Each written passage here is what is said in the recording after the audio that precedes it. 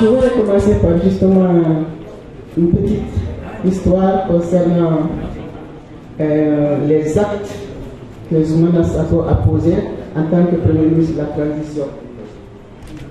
Et dès sa nomination, dès les premières semaines, il a décidé de faire appel à ceux qui, comme il disait lui-même, ont combattu et se sont mobilisés pour obtenir l'ouverture politique. Ce n'est pas seulement ma modeste personne. Moi, je me rappelle qu'en début avril, il m'a fait appeler par paix à son âme Amadou Dial, ambassadeur Dial.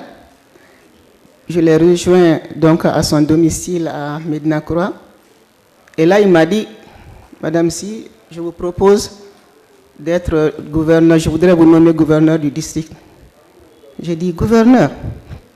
Je ne m'attendais pas à ça. J'ai dit, mais moi, je n'ai pas appris, je ne sais pas.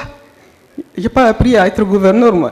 Il dit, mais il n'y a pas de, il me répond, mais il n'y a pas d'école pour être gouverneur ou pour être ministre. Vous avez dit que vous voulez le changement. Bon, maintenant, l'heure est au changement. À vous de prendre vos responsabilités, d'assumer. Donc, on va voir ce que vous êtes capable de faire. Donc, ça, c'était en ce qui me concerne comme gouverneur. Mais il a toujours été dans la politique de la promotion du genre. Et vraiment, je tiens à lui rendre cet hommage. C'est aussi sous la transition, il faut le rappeler, que Manassa Daniego a été nommé procureur. Et vous vous rappelez tous, il a parlé du procès de Moussa Traoré, vous vous rappelez tous de comment ça s'est passé. C'est aussi sous le gouvernement de la transition qu'on a eu des femmes à des postes importants dans le gouvernement. Tous les postes du gouvernement sont importants, certes, mais c'était la première fois qu'on avait, par exemple, une femme ministre du développement rural. Ma belle-sœur Feu Maïmounaba. On a eu Marie-Louise Sidibé, etc. Donc, pour dire que le changement était réellement, effectivement, en marche. Et il prenait en compte à la fois les femmes et les jeunes.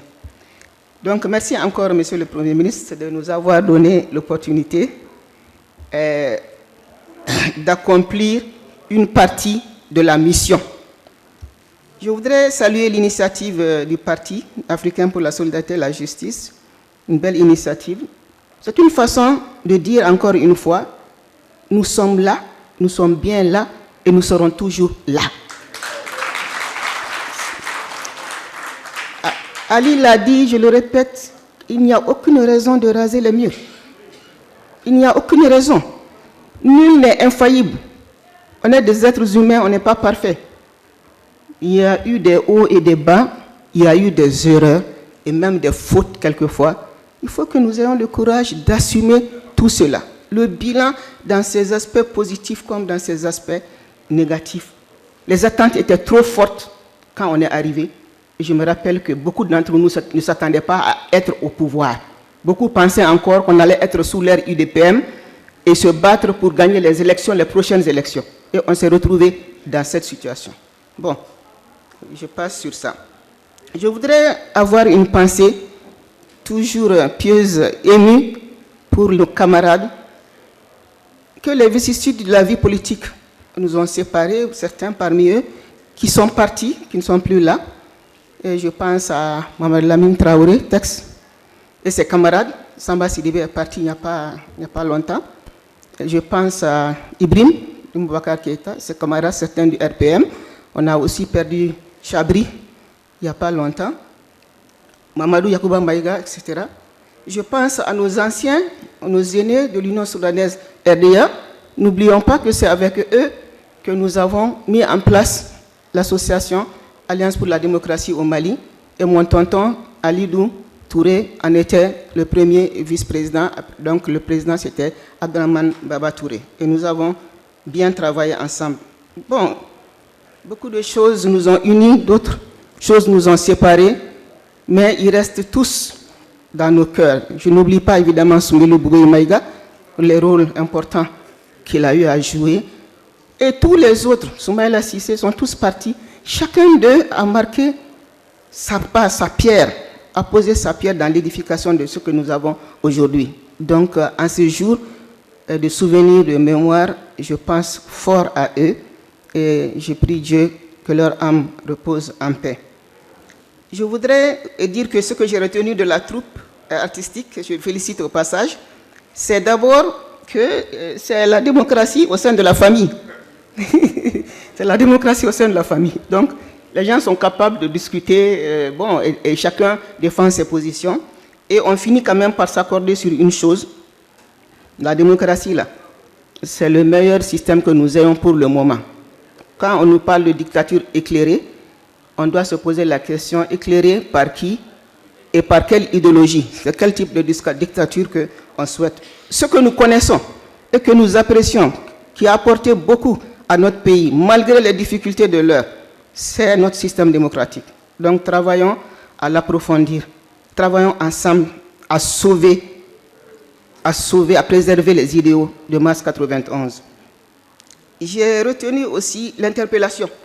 Ce qu'ils nous ont dit ici, c'est que nous devons rester mobilisés.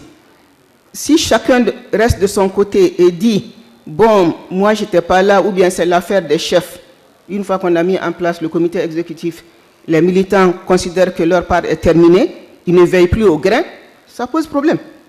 Ça pose un vrai problème parce qu'en ce moment, les responsables ne se sentent plus obligés de rendre compte. La redevabilité n'est plus là. Et quand ça ne marche pas, les militants vont dire c'est les responsables du parti. Mais vous étiez là, quand ça a commencé à se gâter là, où est-ce que vous étiez? Qu'est-ce que vous avez fait pour que ça ne se gâte pas? Mais absolument rien. Donc c'est une interpellation que la troupe là, elle nous adresse en nous disant attention, attention, vous devez rester mobilisés. Donc j'ai retenu aussi ce message-là que je pense qu'il est très très fort.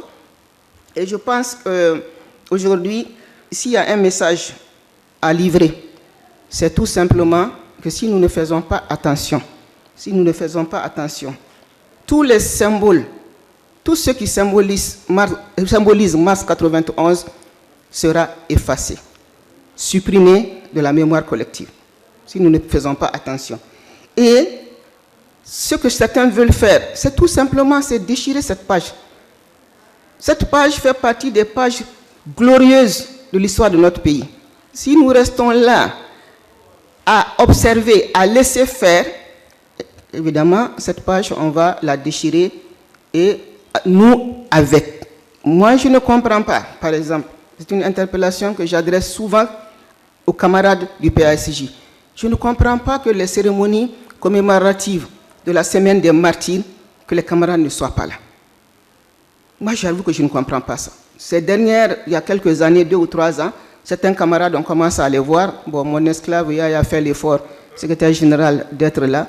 Mais bon Dieu, avec tous les militants que nous avons, il suffit juste que chaque commune du district de Bamako mobilise seulement 10 personnes pour que nous soyons à la marche du vendredi noir pour rendre hommage, un hommage mérité à ceux qui ont perdu la vie pour que nous soyons en démocratie. 10 personnes seulement, ça suffit.